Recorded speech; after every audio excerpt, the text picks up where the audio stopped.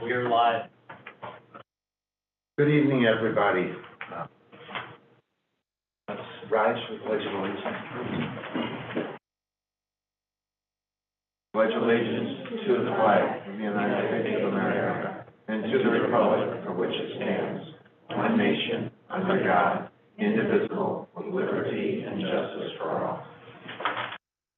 Good evening, everybody. Can I have a roll call, please? Director Asner, Present. Director Byers, Director Faulkner, Present. Director Hudson, Director Mueller. Here.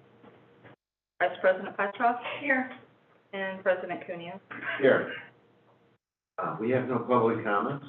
Would someone like to make a motion of the amended agenda? Second. All in favor? Aye. Aye. All opposed? Motion carries. Superintendent's reports, strategic plan and comprehensive school improvement plan, second quarter updates. Oh.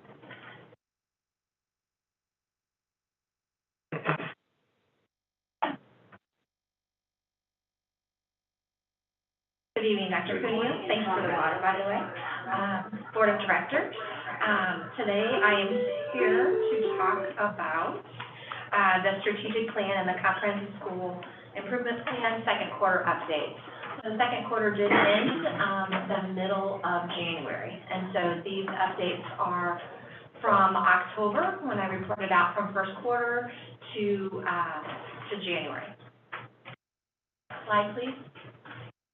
So just a quick reminder that this is only the second quarter of a 5-year plan, so we're still in the very beginning phases of our CSIP and strategic plan. Slide. And this slide is the slide that you're becoming super familiar with, that talks about the difference between the strategic plan and the comprehensive school improvement plan, or the CSIP plan. So just some reminders, the strategic plan is more about the organization as a whole, where the CSIP plan is more focused in on specific programming improvements that impact our student achievement. Next slide, please. So we'll start with the strategic plan progress for this quarter. Next slide. The first goal being that implementing effective strategic database systems that efficiently and equitably support instruction and operations. So if you'll remember, we have one team that is working on both of these strategies at the same time. And so last time we spoke about, we do have a grant with MoreNet, and they are working with a company called Infrastructure to look at some data integration dashboards. And so we have reached out to several of our partner districts to partner with us to begin the data sharing process with that. We are running into some roadblocks. As you know, Tyler, our student information system, has been bought out by Infinite, and they are discontinuing. And so therefore, they are not interested in investing time or money into supporting us with data integration at this time. So we do have several districts around the county that are using Tyler Sys, and so therefore we are unable to utilize, and then ourselves, we use Tyler Sys. We're unable to work on the data integration as we should with Panorama as well as with MoreNet. So that's kind of a little bump in the road. However, we are trying to continue with some of the districts who might use other student information systems, such as Infinite Campus, and the other information systems that they may use. We are in the process of looking at a new student information system, and we'll be moving to that soon, and so all districts will be doing that in the next year or so. So then we look to be working with some of those other districts as we move forward with that. The other piece of the strategy team is working on data governance. And right now, we're really mapping out an action plan on what data governance could look like for our district right now. We have launched a data site page on Gateway under our Teacher Hub and Administrator Hub, and this is really to help our administrators and our instructional staff find access to many of our data systems efficiently and easily. And then we are working on the communication plan with MORNET as we move forward with that. So kind of next steps that will be happening in going into the third quarter is we're going to be looking at bringing the plan for data governance to the DLT for feedback in the spring. And then, as I said, we'll continue with the onboarding process of those districts that are not utilizing others into the MORNET grant. And then also we will have that spring work study for the KPI dashboard we talked about with our last update. Next slide, please. For strategic goal 2, this is where we're looking at resources and making sure we are equitably supporting our students. So under that, we have 2.1, which is looking at evidence-based practices. With that, again, remember this is the organization as a whole. So this team was charged with gathering the resources that each of our departments use in special school districts and passing that on to Strategy 2.2 so that they could then work on some processes to ensure the equitable distribution of resources. So the work at 2.1 has been completed, and that information has been passed on to Strategy 2.2. Strategy 2.2 is then working on, having received that data, they'll be working on starting to integrate that data and the processes for looking at the equitability of the distribution of resources. Next slide, please. Strategic goal number 3 is the multi-channel communication strategy. So within that, we do have 3 strategies. The first one being our partnerships. We have a new addition to, I think I reported this last time, we have a new addition to our communications department, Andy, who will be heading up this team.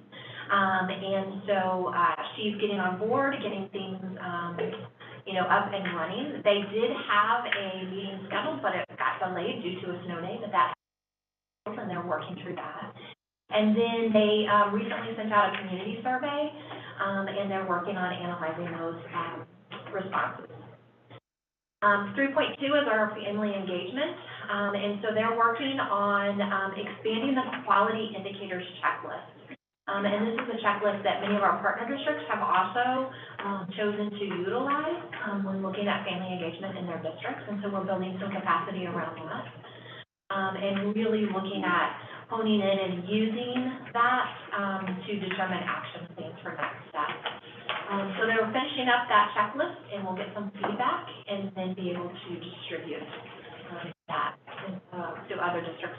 We kind of have a community of practice with many of our partner districts on family engagement, and so many of those districts are super interested in this tool. Our third strategy for this one is the communication system among departments. One of the things they're working on is we do have a weekly newsletter called Connections that goes out to all of our staff. And they're working on ways to really improve the readership in that newsletter. And then also for our operational staff, developing some field trips for them to visit some of the other areas throughout the district. So they're creating that subcommittee really to think about the field trips, and then also recommendations for the communication staff newsletter. And then also looking at doing some video updates from DLT and that sort of thing. Next slide, please. Now we'll shift into the CFIP plan. Can we have questions yet on this, or would you rather have questions now, or? We could go ahead and do strategic plan questions now, and then do CFIP if you'd like. What would you rather do? Doesn't matter to me. Page 5, I have a question. Absolutely. On strategic goal 1. Is there a way that we possibly at the superintendent's meeting, we can talk about getting one data system? This has been an ongoing problem that we have had, it seems like forever. And because you all were unbelievable. You got together to get a calendar. I never thought that could happen. If you can get together and make a calendar, we should be able to get a data system. Or we, at least because we had problems with our staff in other places sharing data. Because they don't, and I'm clearly not a computer person, but one computer couldn't talk to the other. It would be nice if we had an interface. In other words, and if everybody used the same system, it might be nice if maybe there could be like a committee, all the places to see if we can come up with one that would make it good for everyone in this region. So just throw that out. Well, and I think that that's part of what MoreNet is working on, is no matter what data system we use, that we can integrate and utilize that data across state is what our hope is eventually. And so I do think that there's work towards that, but because we are a local control state, you know, each district does choose their own system. But we are able to do the calendar. Yes, we were. I never thought in my lifetime we could do a calendar. Yes, absolutely, absolutely. Thank you. Thank you for that. I had a couple of questions. Okay. Earlier, again, going back to page 5, when you mentioned about the bump in the road, about the technology that we're talking about. So my 2 questions. One is, what is that bump going to cost us? What is it? In what areas? And second one is, how does that affect us in goals 2 and 3? They're all goals that we're seeking, 1, 2, and 3. So how does it affect us in being able to accomplish goals? So, as far as cost, I don't think it's gonna add cost to us, because this is a cost we would have to incur no matter whether we were doing the strategy or not. Time is money. It can be, yes, and what it comes down to is the data sharing. I mean, we've been trying to data share across districts for years.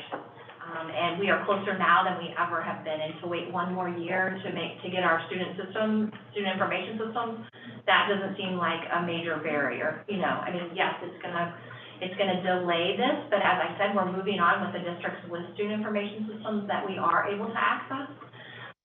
So it's going to cost us a year, am I understanding that?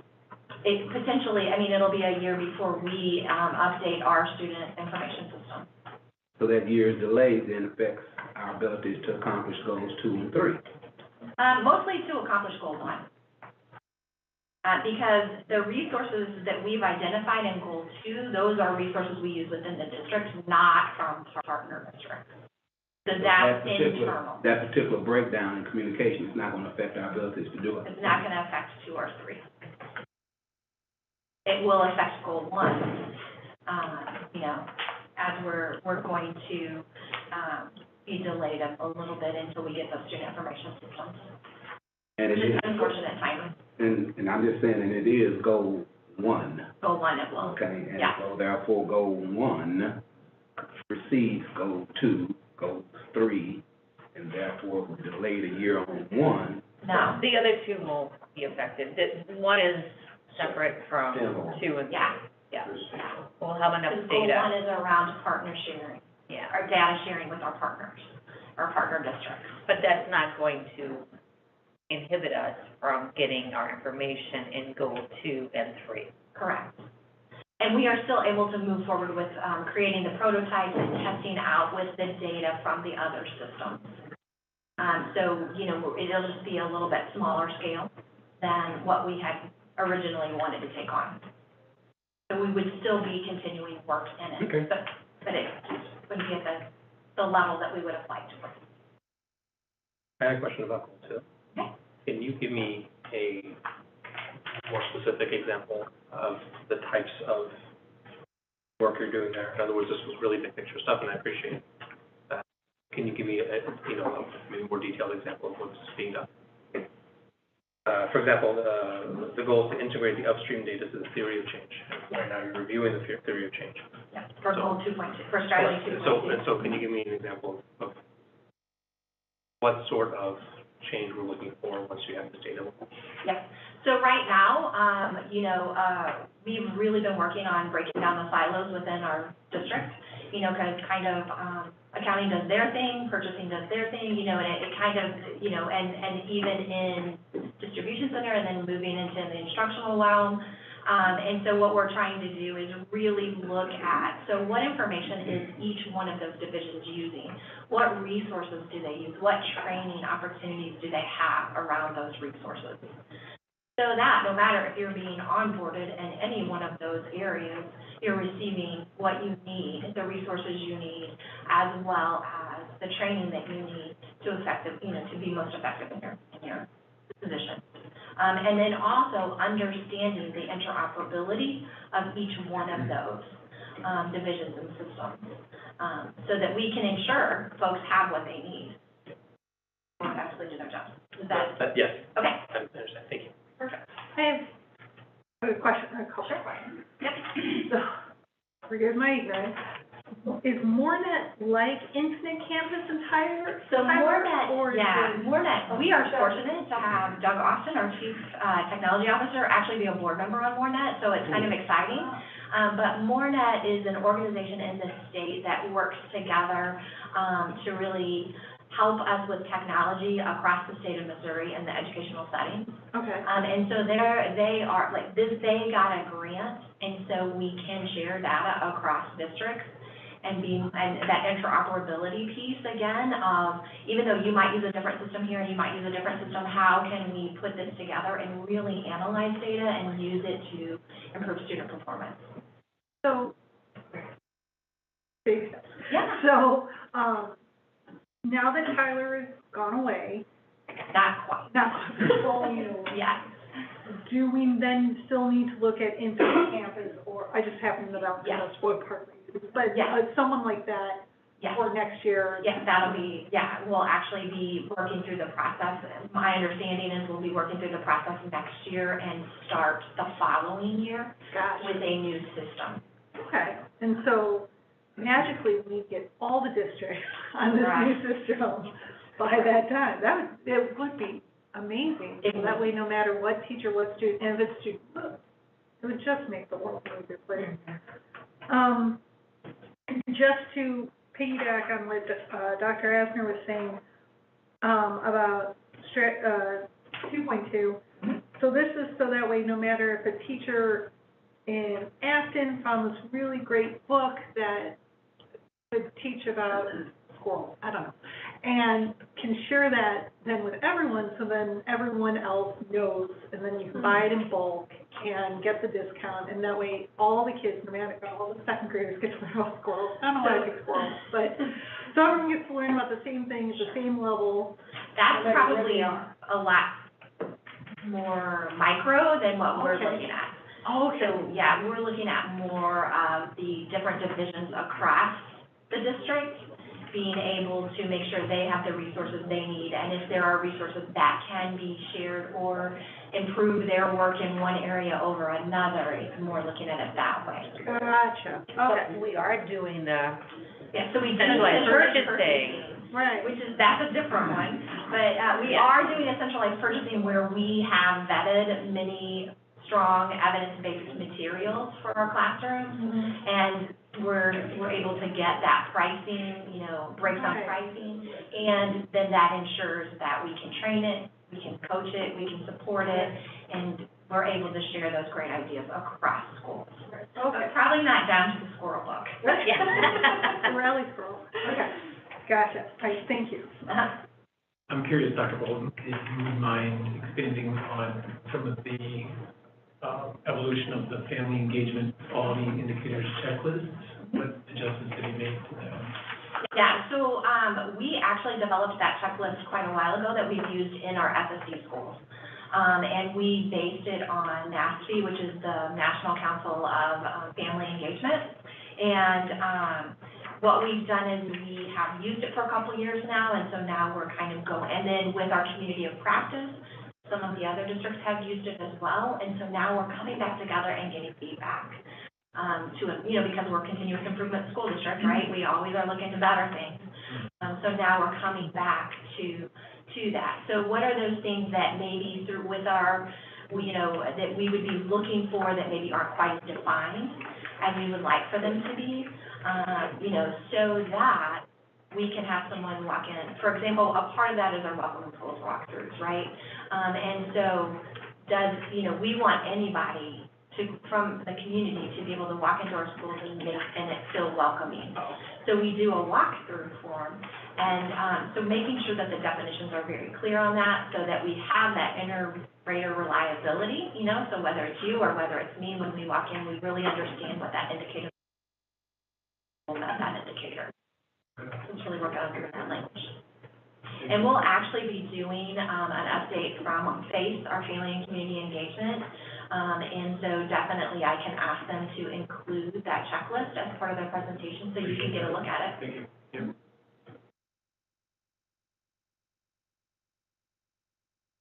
Any other questions on the strategic plan? Okay, we will move on to the CSIP updates then. Next slide, please. All right, so goal number 1 focuses around proactively planning for student success. So 1.1, you just had recently a great presentation by our director, Casey Wisdom. And so this is Tammy Yates and Casey Wisdom's team. And so a lot of these things were things that she presented in her presentation. For example, developing those positive post-secondary outcomes, a wider range than what DESE currently recognizes, because we know many of our students don't fall into those DESE recognized positive post-secondary placements, but yet many of our students are very positively placed in our minds and in our families' minds. And so that's one of the things that they've been working on. Also presented to the administrators on using a lot of our tools for IEP development, and then working on those teacher materials that will support that. And then they've added some self-determination assessments to their assessment check, or their assessment menu, if you will, for transition. So as you can see, and some of these have been completed already since the creation of this report, but they've worked on getting family feedback on those post-secondary outcomes. I believe last Friday, there was a memo shared with you, and if not, it will be this, it was last Friday? Thank you, Amy. Last Friday, there was a memo shared with you on that we did take that to PAC and solicited feedback from them. And then we also took some of the student charting the life courses pieces to see if they were in alignment with those definitions that we came up with, and it was a positive correlation. So we did get that student voice as well as those family voices, or opportunities for that. Also, they'll be sharing out those teacher training tools, and then really looking into some measurements around our family satisfaction, those post-secondary outcomes. And then starting, we are starting to get the data back from our partner districts and where our students were placed. So starting to analyze that data for where they are in those post-secondary places. 1.2 is really talking about the connections between student data, research-based factors, and those things that impact student achievement. And so again, that's a brand new one, and so they're working on finalizing that theory of change, really looking at those research-based factors to really integrate into the system. And then 1.3 is the collaborative planning with partners. And right now, they are at the design principles and insight statements. If you remember our strategic response solutions planning, that's one of the pieces as they move forward with planning, that we want to make those insight statements, which really tell us these are the things that we need for this project to be successful moving forward. And then those design principles, that as they design something, these are the key factors that we do not want to overlook. That kind of those touchstones that we come back to all the time to make sure the projects that are being designed meet the needs that we had identified. Next slide, please. So goal 2 is aligning and coordinating decision-making and making sure that those student supports are consistent with our mission. And so the first one really gets to what is the philosophy of special schools. And so you might remember last time they had drafted a tool for collecting data on what kind of programming and continuum of services we have across the county. And so they're finalizing that and then starting to gather that information from special education administrators. And then they're also going to be attending each of the directors' meetings to really train them on how to utilize that tool for data collection to ensure that the data is reliable. 2.2 is that programming for evidence-based practices. And so we are working on, we have a host of tools available to our staff when they're looking at selecting resources.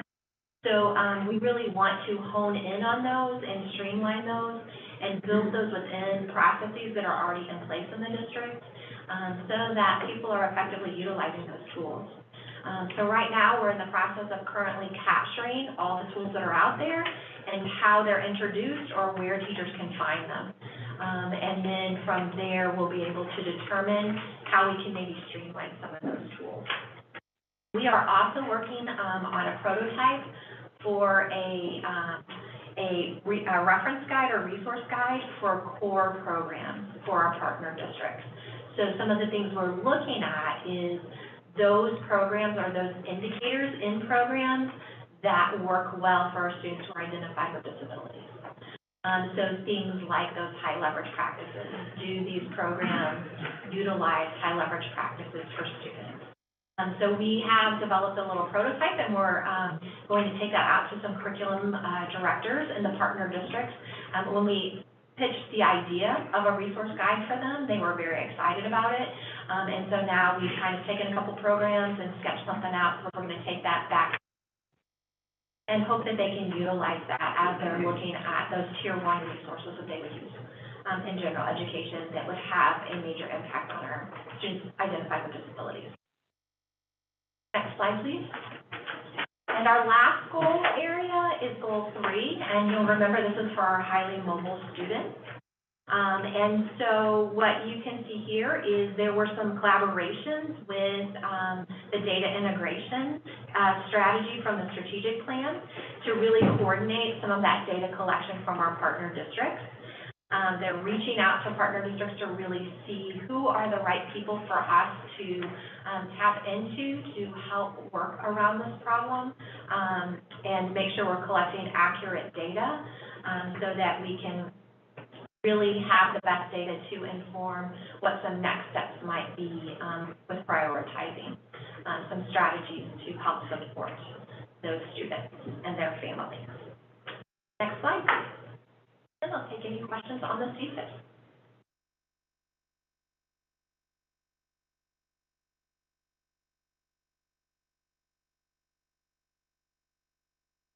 Questions? Well, again, I'm just going back to the effect of strategic goal 1 situation, because here we're talking, we've talked about gathering data for students that goes back to that data system in reference to our CSEP.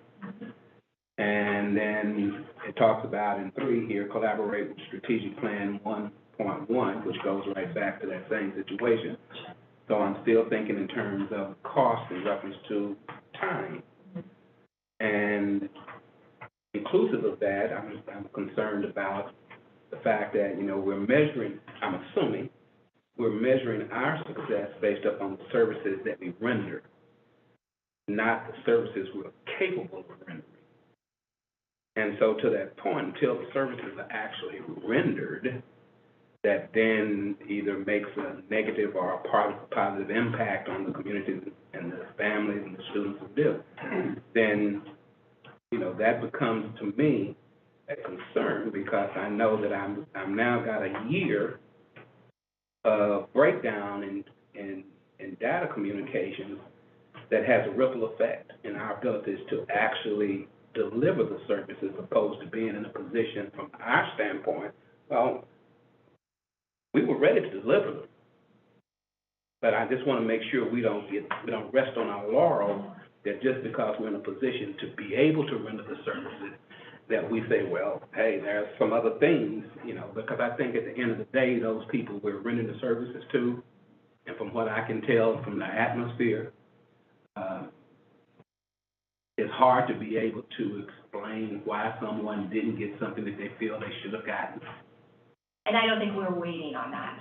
We have had workarounds always. We're always trying to access partner district data. We don't stop just because we don't have a system to do that more efficiently. We are still gathering that data. It's just more labor intensive. But if that's what we need to do to best meet the needs of our students, that's what we'll continue doing until we have a better solution to utilize that data. So did you? Yeah, I was just, Dr. Bolton said what I was going to say. We have data systems as far as the services we're rendering. We have a online IEP system that tracks every service and every goal that is associated with any individualized education plan that we have for students, and we have reporting capabilities of pulling that out. The data system that we're trying to build is more getting a complete picture of the student by gathering assessment information and information about activities that are taking place in each of the partner districts' environments that is a lot of times captured in their own separate student information systems.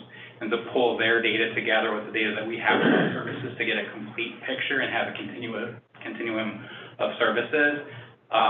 So we do have the capabilities of getting that data now. It's just not all in one place, and we don't have a centralized reporting platform to perform those kind of inquiries into where the students are.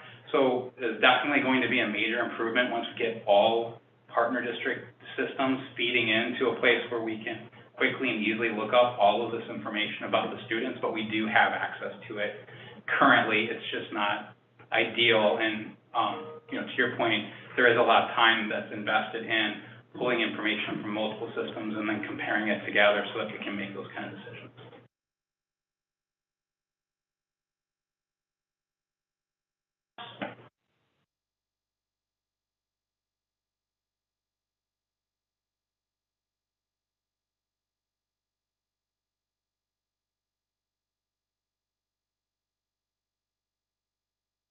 Who's your next?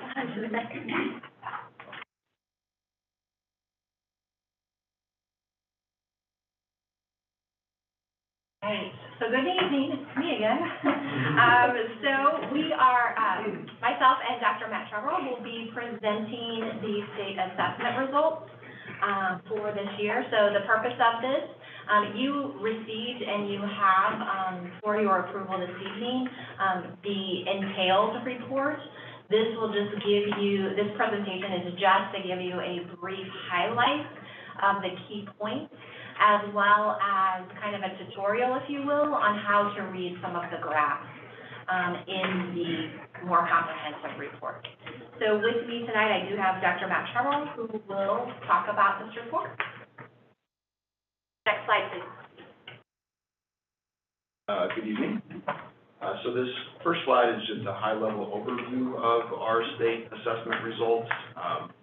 There are 4 achievement levels associated with the state assessment, so below basic, basic, proficient, and advanced. The percentages that you see there are in that second level and higher, so at the basic level and higher. So in this most recent school year, we had 30% of our students attending SSD schools score in the basic range or higher in the area of the English language arts. Those percentages for the area of math were 16.7%. Science 25.6%, and then social studies 85.2%. So the social studies test is based solely on the government end of course exam that occurs at the high school level. So one relevant note about our test results this year, with the phase out of the full day CTE programs, the relative proportion of scores in our overall results that come from career technical education students is sharply declining. So that group of students tends to score better on the state test. So with their proportion declining, all else equal, it's going to make it appear as if our overall results look worse, because that group of higher performing students is a much lower percentage of our overall scores. Next slide. Why would they be, I mean, give me the rationale for why they would be higher performing. I think the rationale is generally the students attending career technical education are not students with disabilities. Oh. Okay. I was comparing to the wrong thing. So that first bullet looks at our alternative MAP assessment results in isolation. So students who take the MAP A are generally students who have really severe cognitive disabilities. So they take a completely alternative version of the assessment that is specifically designed for that student population.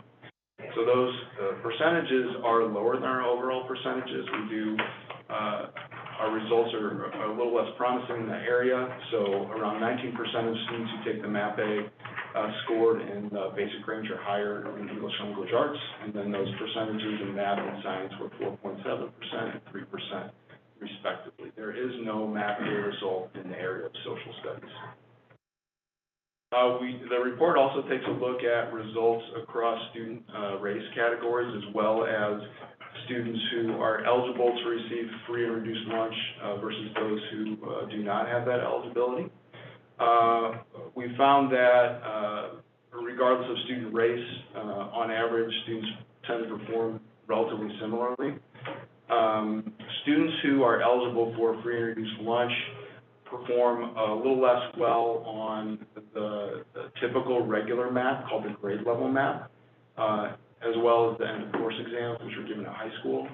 But actually our free and reduced lunch students tend to perform a little bit better, or at least they did last year on that alternative test. Next slide. So this is our overall results and a chart that is replicated from the report. Just a few things to point out here.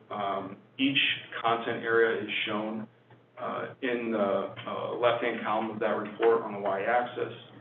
The most recent year is listed at top. So the below basic range is on the left-hand side of the screen in gray, whereas the basic, proficient, and advanced performance percentages appear at right. So ideally what we want to see is that gray bar and below basic shrink over time, while the bars reflecting basic and higher, we want those to grow. So we would ideally want to see more of our students scoring in those three higher ranges. So kind of returning to the comment I made earlier about career technical education, because of that, that's happening, we included the results for the district overall, but also what they would look like if you exclude career technical education, and that's what's shown on the next slide. So I know you saw that slide, but for an example, you can see that in English language arts, which is in the top row for the entire district, our basic and higher rates appear a little worse in 2021-22, whereas when you exclude CTE, those rates are actually a little higher in this most recent year. Next slide.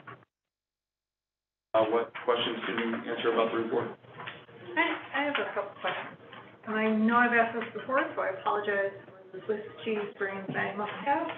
But, so a 10th grader, we'll call him Tommy, over at New Warner. You know, because you could have a 10th grader who's doing calculus, you can have a 10th grader who's doing addition, subtraction. These tests, are they just 10th grade across the board and measuring where you should be in 10th grade? Thinking back to our conversation from a couple months ago, these tests are not adaptive. So all students at a grade level will take the same test, although, you know, there are those different formats. So some students will take the alternative map and others will take the test that most students across the state take.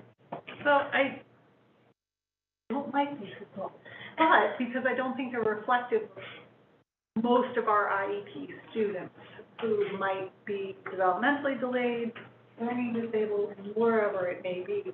And so that is why we utilize other assessments as well, so that we can better show growth. So when you look at our benchmarking assessments, like STAR, like iReady, those are adaptive tests.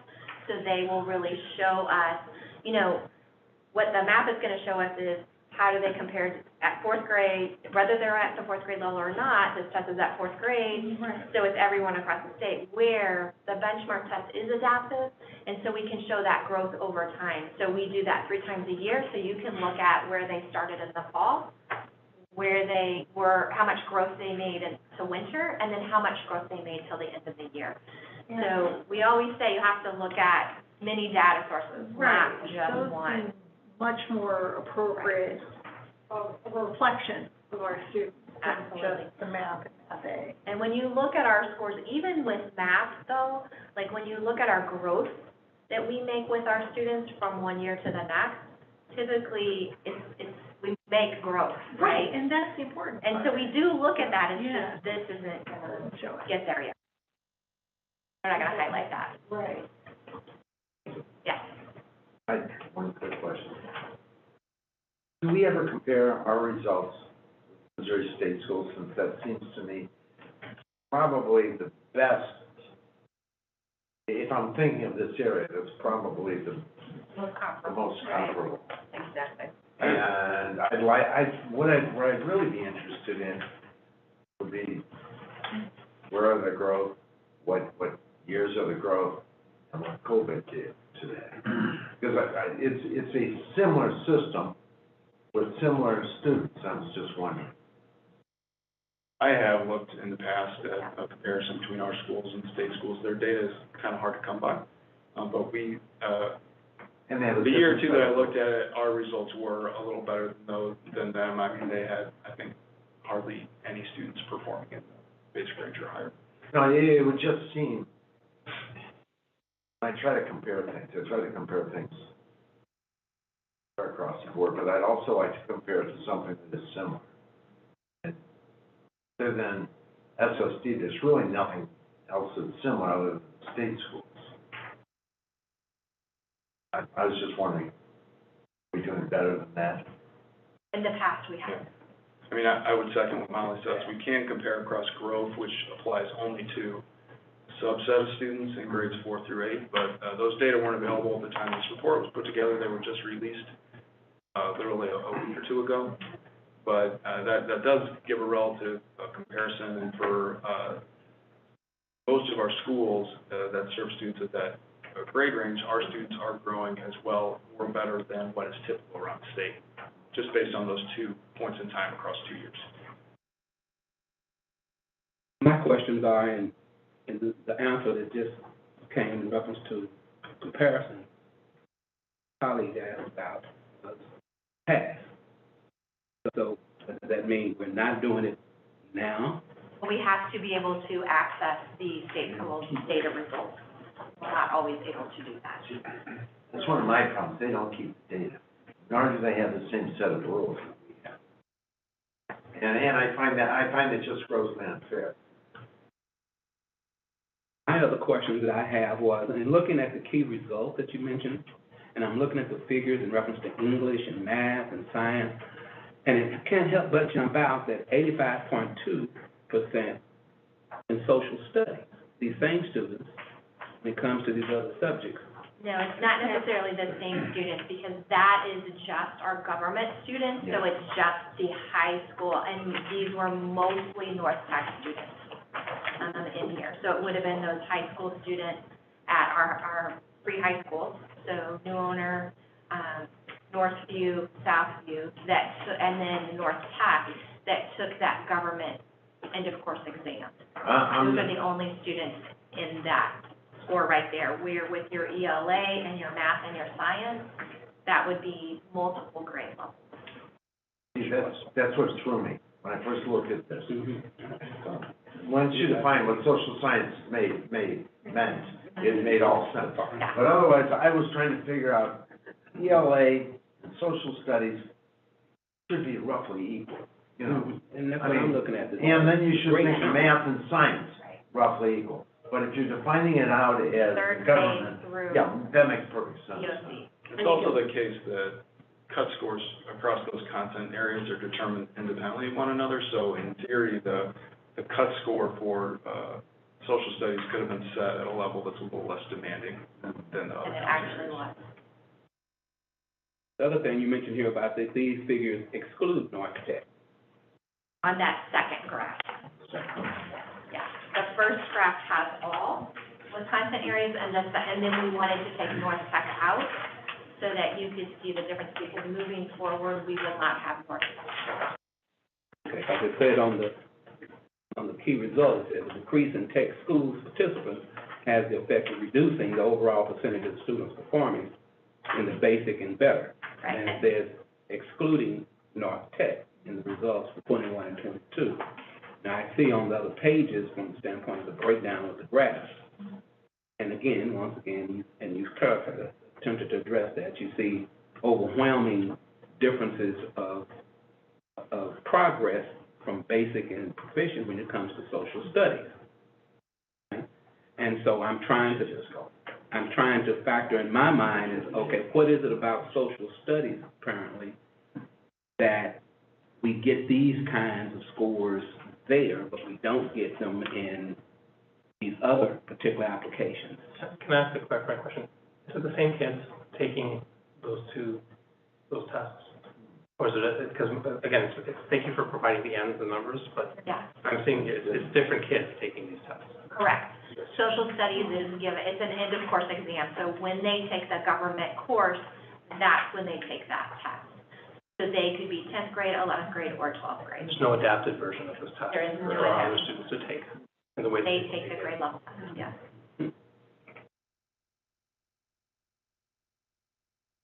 We're not counting our court kids, are we? I'm sorry? Our quarter-related children, those kids are not involved. For the courts programs? Yes. They represent a small number, Very but small. they are. I know they're They are, small. yeah, they are included in the. So we should count them They if are. they take the test. They are counted if they are there and take the test. though they- That's, I mean, to me, that's, I only have them for a couple of weeks, man. I mean, that just seems to me, They will generally not be included in the data that is used for accountability because of that short duration of enrollment. And what is, again, when it came to excluding North Tech, what was it, I hear? Yeah, you know, I think Why they're excluded? the meaning of that statement was just designed to show a comparison. So the results that include North Tech versus the results that exclude North Tech, just to see how they look different. So when you pull out North Tech from our overall results, it sort of changes the picture just a little bit. So when you just look at students attending our public separate education schools and programs, their results actually improved a little bit from 2021 to 2022 when you exclude those North Tech scores. But if you conclude the North Tech scores, then what happens? When you keep North Tech scores in, overall, it paints a picture that our performance as a district looks worse. But when you take those out, our performance actually looks a little better.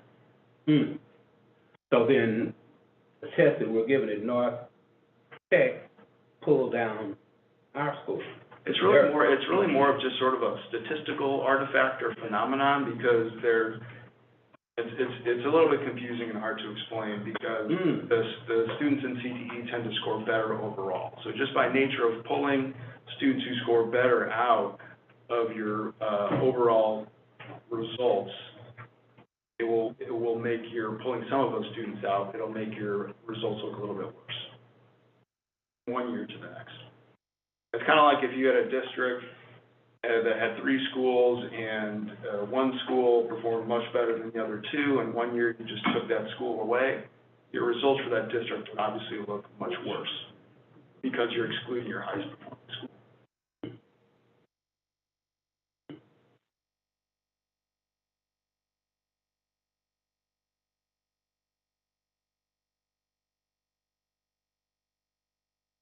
Thank you.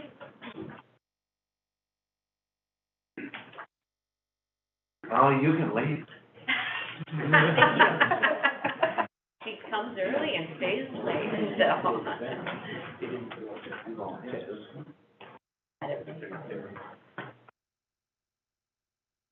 Good evening, President Cuneo, Board of Education, and Dr. Keenan.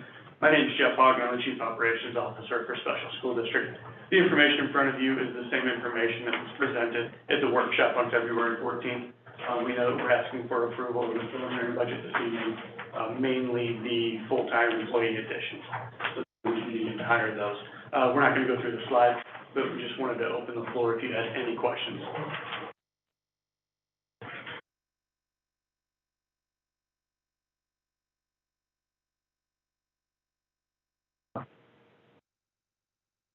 Nothing's changed since.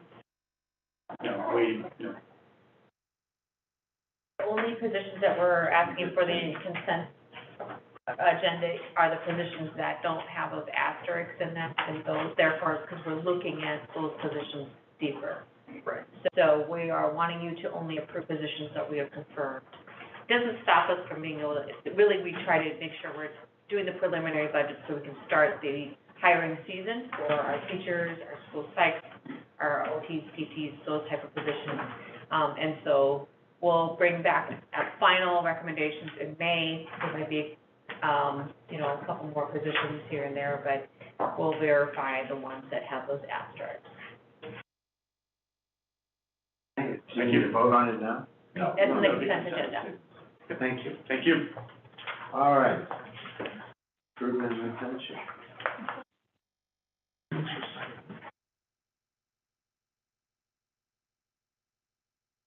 Good evening, Dr. Cooney, Board of Directors, Dr. Keenan, Bill Boyd, Chief People and Culture Officer, here to discuss and present to you some of our current ideas and initiatives around recruitment and retention for critical needs and hard-to-fill vacancies. Next slide, please. One of the reasons this is such a critical time is that we recognize that there are long-term concerns with hard-to-fill vacancies, and we know that we need to use an equity lens to address retention. We're now looking at really focusing on three areas. Strategy 1 being recruitment and retention, strategy 2, professional development, strategy 3, a critical needs focus, we call special effects.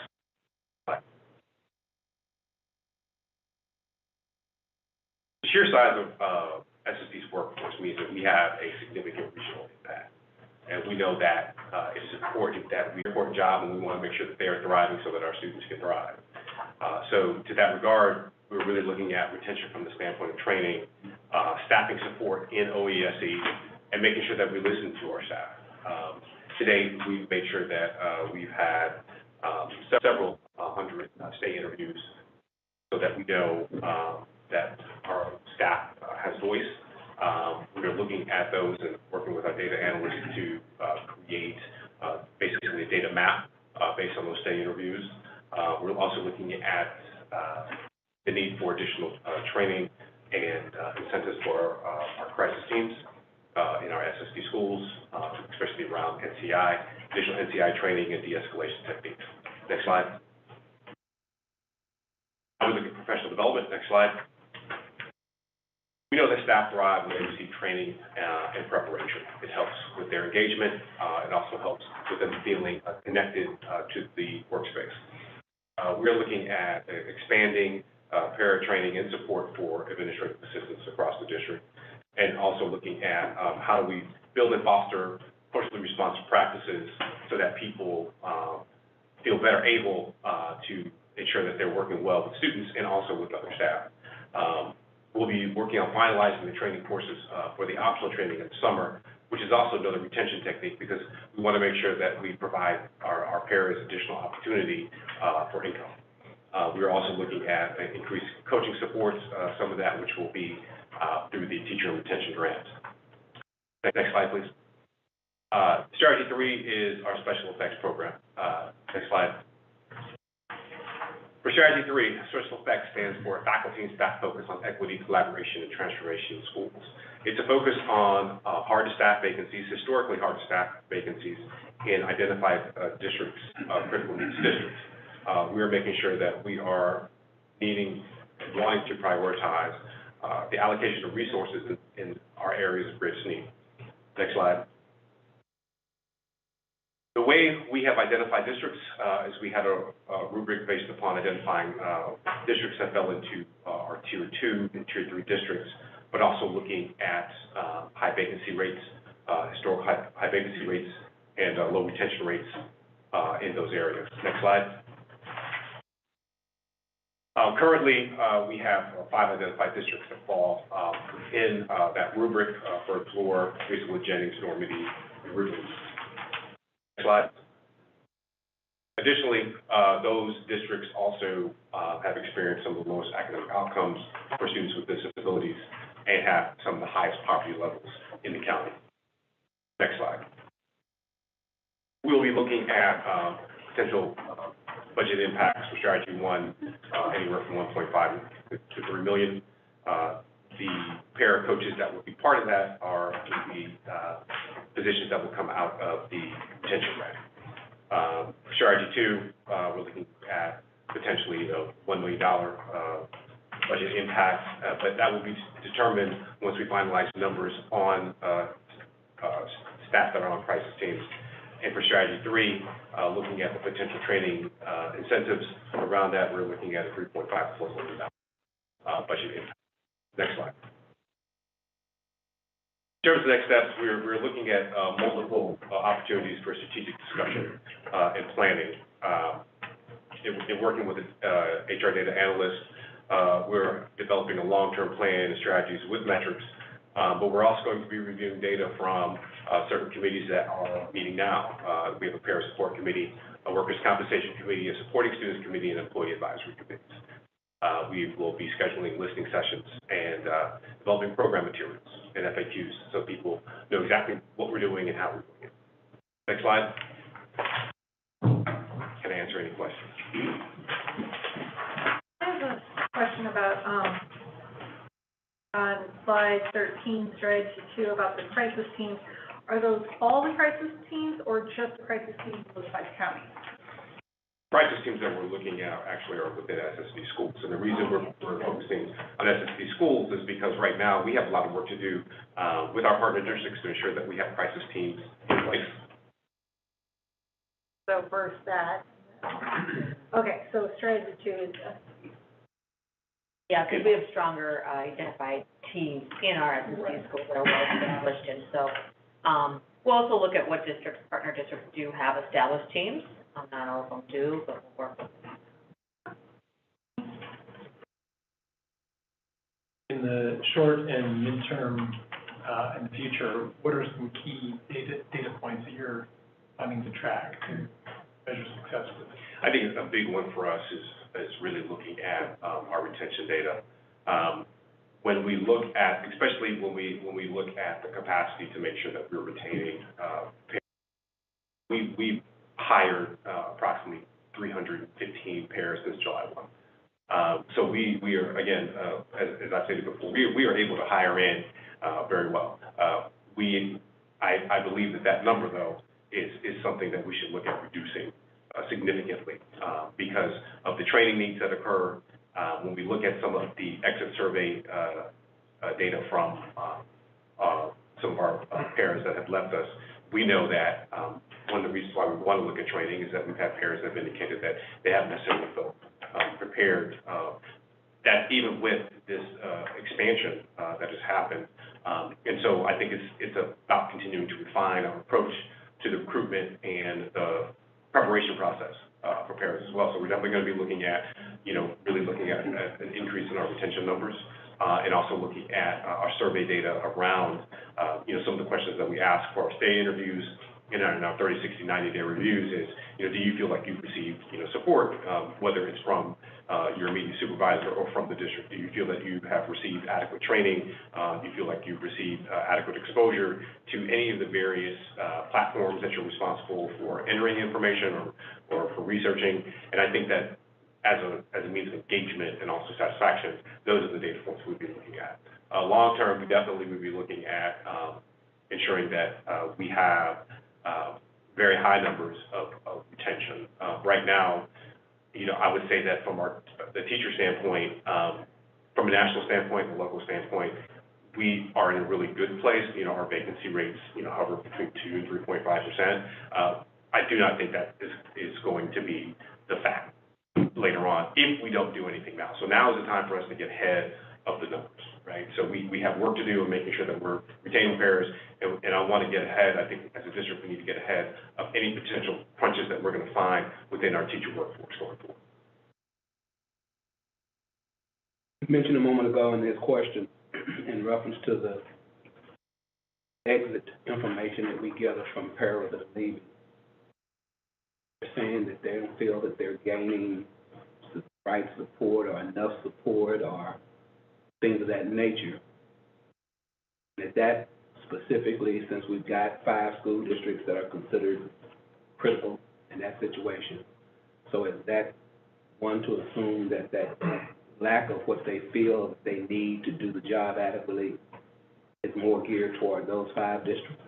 I think it's geared towards, I would actually say that that's something that's geared towards any of our pairs, wherever they are.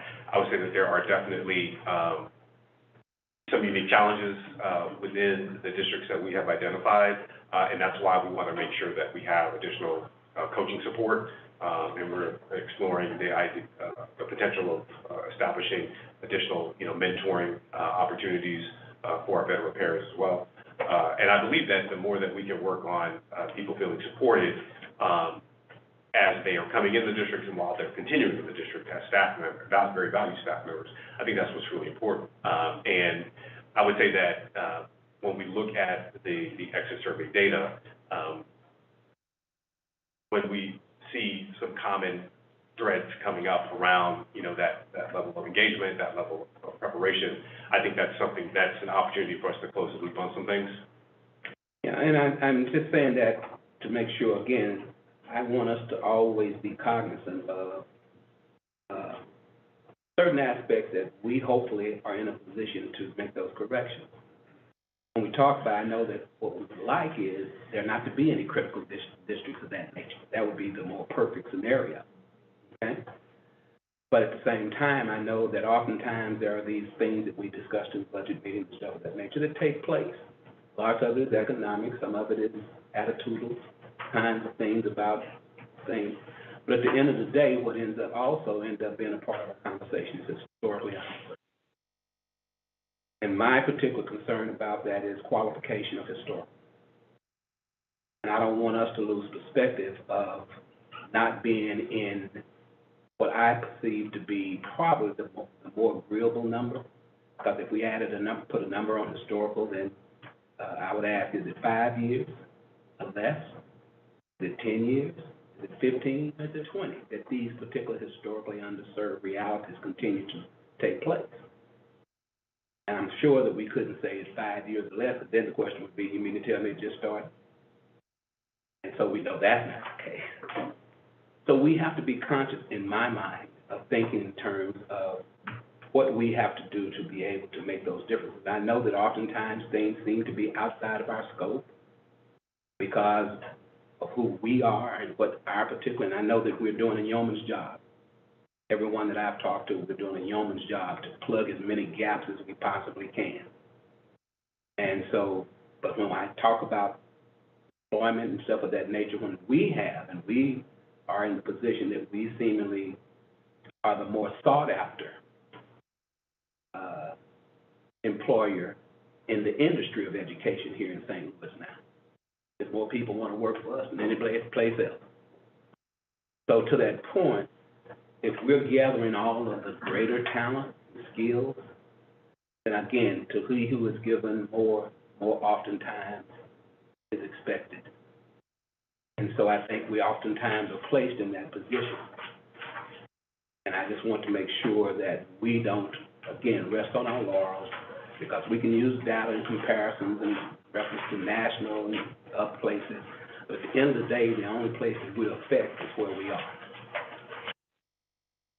And as long as we stay focused on being the difference makers where we are, let everybody else have to start measuring their particular progress by ours, instead of us looking at measuring our progress by someone else. And that's something that I just want to make sure, because in the documentation, that you're getting, we still are talking about this particular scenario that is a problem that we find ourselves having to deal with. And I believe that we've got the kinds of people in this organization, from what I've seen, that have the ability and the wherewithal that if we come back in another year, even though we've got a breakdown in data collection for a year now, but, I preferably, my family would be able to come back and say, hey, here's what we've done that has made these differences. Data comes in what we've created that everybody else has to look at and say, hey, they can do this in St. Louis. So thank you very much for your report. All right, thank you. Someone like to, we have no public, let's see. Someone like to make a motion for approval of consensual items? Second. All in favor? Aye. And our next is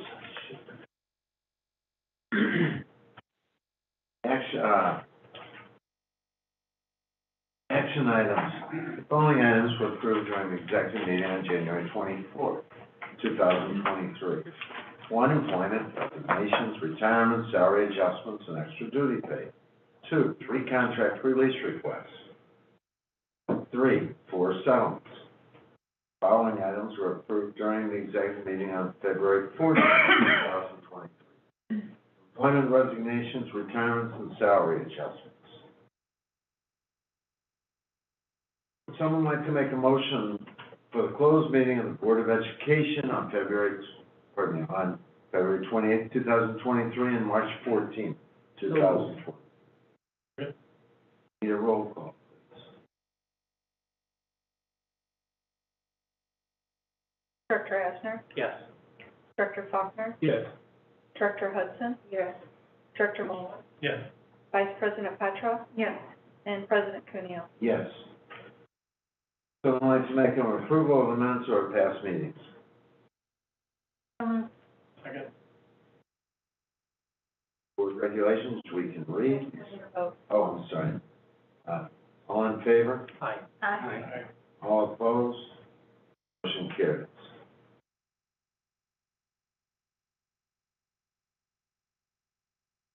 Board meeting action items, executive meeting action items.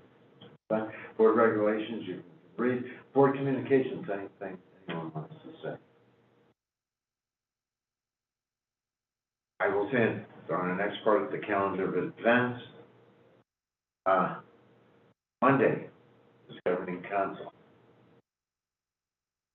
Interesting day, I wish everybody would. And, might be worth even live streaming or just seeing what happens on that one. Someone like to make a motion to adjourn? Moved. Second. All in favor? Aye. All opposed? Motion carries. Let's take 5, and I see Charles sitting out there.